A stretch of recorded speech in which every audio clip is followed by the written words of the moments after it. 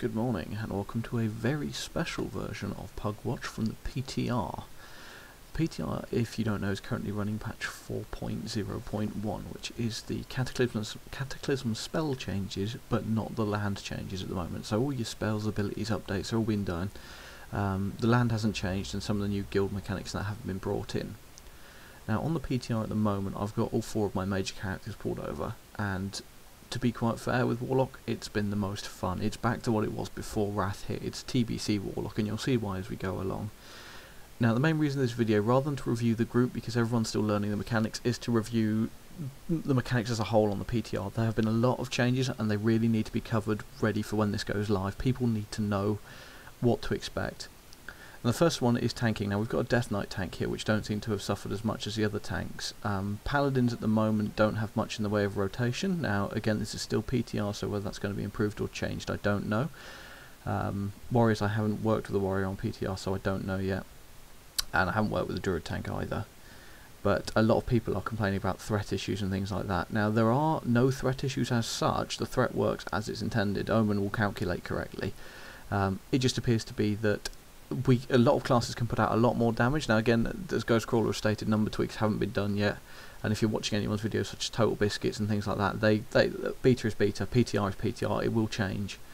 What I'm mainly interested in here is, as you can see, as a Warlock there are a whole new box of toolkits. That was a Doom Guard, and that was summoned by clicking a button. No spells, no minute cooldowns, no summoning rituals. It's now a 1 minute pet that literally just comes out, casts magic on whatever you've got Bane of Agony or Bane of Doom on. If, like me, you don't have either of those spells up, it will just attack your target. There are demonology talents to increase how long it lasts, etc, etc.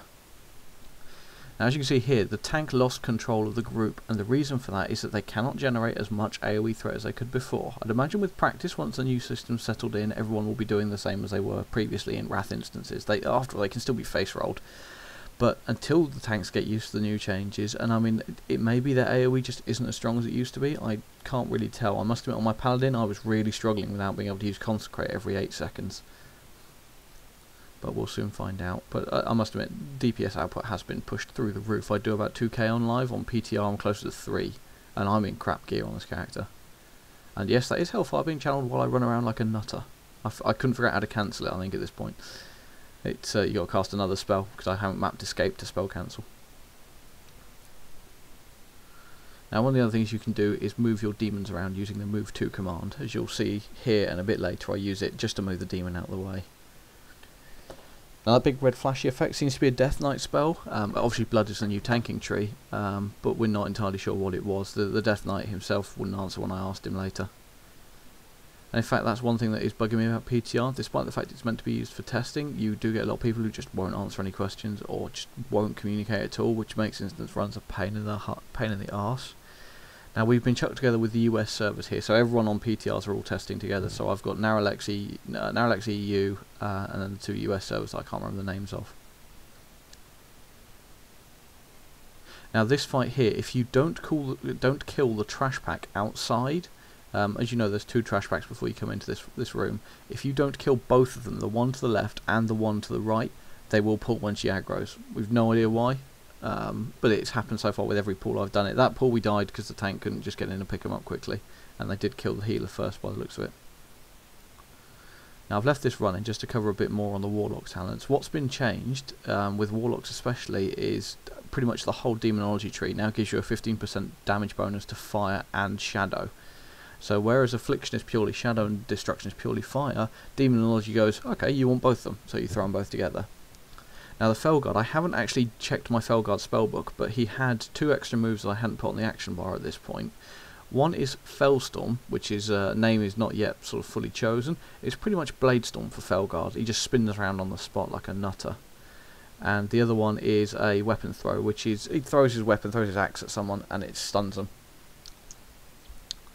That's another thing that annoyed me about PTR. Yes, you died. Wipes are going to happen because your whole toolkit has just been replaced. Everyone left though, so I cut out the bit of waiting for new people, and I'll just cover the spells while we wait. Now Molten Core is now in the Demonology tree, and it's highly worth picking up. The idea with the rotation nowadays is you use, say, Immolate to start off with like a fire dot, Curse of Elements to make them weak to stuff, and then I just tend to just chuck out Shadow Bolts. I might use the Hand of Gul'dan if it's a pack.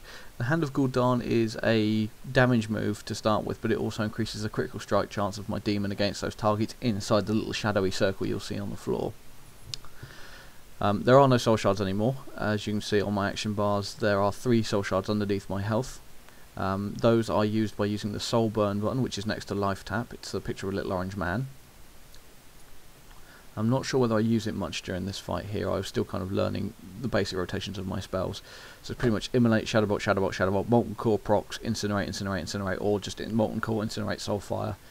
Now there's a cool talent I get, which means that if my pet dies, I can instantly resummon it. It's quite handy because I used it there. As you saw, my pet just got one-shot by the boss, instant respawn.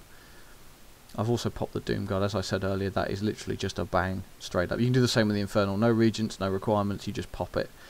Now, as you can see here, the Tentacle attack pulled the patrol outside again, but this time we were a bit more ready for it. I've got the Doom Guard on it, and I've just gone Demon Form, Immolation, or a Hellfire. Now, Hellfire, interesting enough, as you've seen, you can move while channeling it. Still does the damage to the caster. This is going to be changed. It's meant to be changed. I don't know whether this is final or whether they've decided to keep it. It doesn't do enough damage to cripple me, but I have had a healer sort of moan at me for using it, despite the fact I saved their ass. So. It's one of those things where it's probably no longer the penalisation it was originally, and considering the fact everyone else can do AoEs free of charge, it'd be nice to have a demonology specific AoE. I mean, I love Hellfire. I love just casting it, running in, then teleporting back out. As you can see here, I use it regardless of the health thing, so I'd imagine that will probably get removed because it's just a non-impact kind of thing. Now the priest, the little effect to go around the priest's ankles is chakra. I tried catching what it was and I couldn't figure it out. It's some kind of a spell boosting effect. I really don't understand priests, so I'm just going to go, it looks shiny. The Boomkin here is a balance Boomkin. I did again try asking him some questions regarding the balance bar while we were waiting for a new group to form, and again he didn't answer me. Trying to get an answer out of anybody was a pain. These second guys we had come in were at least a bit more talkative. Demonology, as I said again, Legion Strike is the other one I've got, which is just Mortal Strike. So he's got Legion Strike, Pursuit, Fellstorm, and Throw Axe. Pursuit is a charge, but rather than charge and stun, it gives him a speed boost for 30 seconds. So if anyone's trying to run away, you can charge them, and then he can keep up with them, which is quite cool. And Legion Strike is just Mortal Strike. It reduces healing done by 25%, I think it is. Now we accidentally pulled aggro, so I ran in and popped Demon Form, Immolation Aura, and just killed it like that, which made a lot more sense than waiting for the tank to run back. Well, I think by this point it pulled anyway.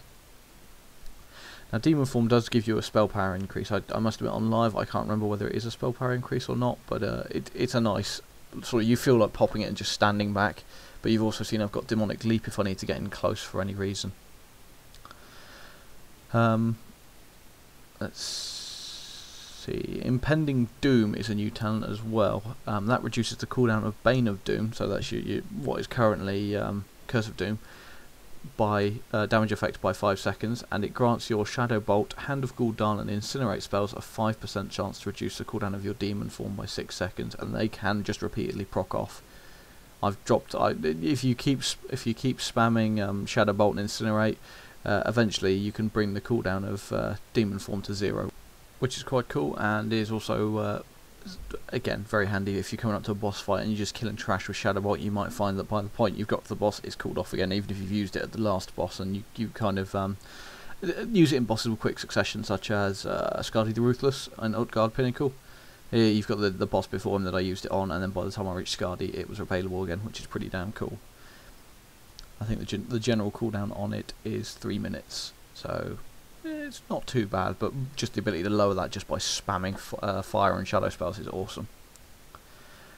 Mana Feed is another one. I love the change made to this. When your demon critically hits with its basic attack, you instantly gain 2% total mana, and the same effect still applies when you tap. They gain 30% of your mana as well. Now there's 2 points, so you can actually get 4% total mana back every time your demon scores a crit, which I think I've got about 30% crit in PTR at the moment. Demonic Aegis hasn't changed. Master Summoner reduces the casting time for summoning demons by quite a bit, and the mana cost as well. It pretty much makes it free to summon and reduces the cast time by a second. Now I don't think I've got this in this current build I'm using, because when the demon dies I instantly summon another one using the proc, and if I'm trying to summon I'm out of combat anyway, so it makes no difference the mana cost, I can tap that back. Soul Shatter again doesn't require any soul shards. How awesome is that? It reduces threat by I think it's like 90 or 100%, and it's just a fantastic spell. Now my pet actually body pulled here and I didn't see it. So it took the tank was trying to explain that it body pulled rather than, I thought it was telling me to turn taunt off. No longer has a taunt, can't do that. Now there is a couple of other ones. Now Aura of Foreboding I think has finally been activated on the beta realm. It's not available on the PTR in this build, so it may be my next build, my next login. What that does is when your Hand of Gul'dan lands, all enemies within 4 yards will be rooted for 3 seconds and stunned for the same duration if they are still within the Curse of Gul'dan aura 6 seconds afterwards. So pretty much it roots you for 3 seconds, and then 6 seconds after that, if you're still stood in the aura, you'll be stunned again. So I don't know whether that's more of a PvP one or like just to keep groups clustered together. I really don't know with that one, and I don't know whether I'll be using that or not in instances. But I'll have to see when it becomes live. I'll give it a try and see what it's like. Fell Synergy and Demonic Embrace are still on the first level of the Warlock tree, so that's I think it's 10% stamina and 100% chance to heal your demon for 30% of the amount of spell damage done by you. What else we got? Cremation increases the damage done by your Hellfire by 15%, and your Hand of Gul'dan has a 50% chance to refresh the duration of your immolate on the target. So you can immolate a group of people and then slap them with Hand of Gul'dan. I believe that works in a group. Ancient Grimoire increases the duration of your Infernal and Doomguard summons by 10 seconds, 2-point talent, so 20 seconds in total. I have that, that's why you'll see I'll be running around with the Doomguard a lot. I love the Doomguard, it's fantastic just having it on a button I can press. Now a couple of times here I've used Hellfire and then I forget to turn it off. Now I don't have escape bound, so it's literally life tap for me. Now Lightwell has been improved, but I wonder what the range of it was, because it's quite a nice range. You can do it from a bit of a distance now, but I still think if it was a bit bigger it would have been a bit more useful, because I couldn't click it where I was. I had to run up to it a bit more. Now the green swirly effect around my feet is obviously a non-finished Spirit Burn, Soul Burn move. It's again not finished. PTR is PTR, so we see what we get.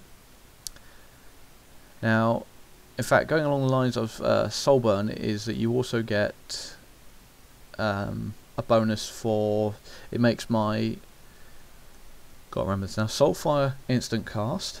When you use it actually, it does light up the spells it has effects on, so Soulfire becomes instant cast. Demonic Circle Teleport gives you a 50% speed increase after you've completed the teleport. I'm trying to think, there was another one or two, but I think most of them are curse based. Yeah, there's one for Seed of Corruption if you've got Seed of Corruption. You've got the talent for that, that's in the Affliction tree. Trying to think, really, it's not that many that I use in Demonology. I tend mainly to use them for making an instant summon demon and for shoving a Soulfire down the throat when I've got Molten Core off. But as you can see here, it's insane damage. We're killing stuff pretty damn quickly as well. So yeah, that's pretty much an overview at Warlocks and the Nexus and that. Just a heads up for tanks who will be tanking come the release, that you will need to learn a hell of a lot about your spells and also watch how your aggro is divided. I'm not going to score this group purely because it was a PTR run and no one had half a clue what half their spells did. But yeah, my words of wisdom for this one are, if you're a tank, be prepared for a massive change. If you're a DPS, be prepared to wait 2 seconds to let your tank actually build up some threat before you step in and try and blow everything up, because you will pull everything everywhere. And as a healer, yeah, pretty much enjoy your new toolbox. I must admit, some of those spells look absolutely fantastic. So yeah, it's been a PTR review. I may do another one of these depending on how well received this one is. Again, I spent most of the time talking about how much I love Warlocks, so I can understand if they're not. I might try a different class next time, maybe a mage. Anyway, for now, I'm Metro2K and this has been Pugwatch.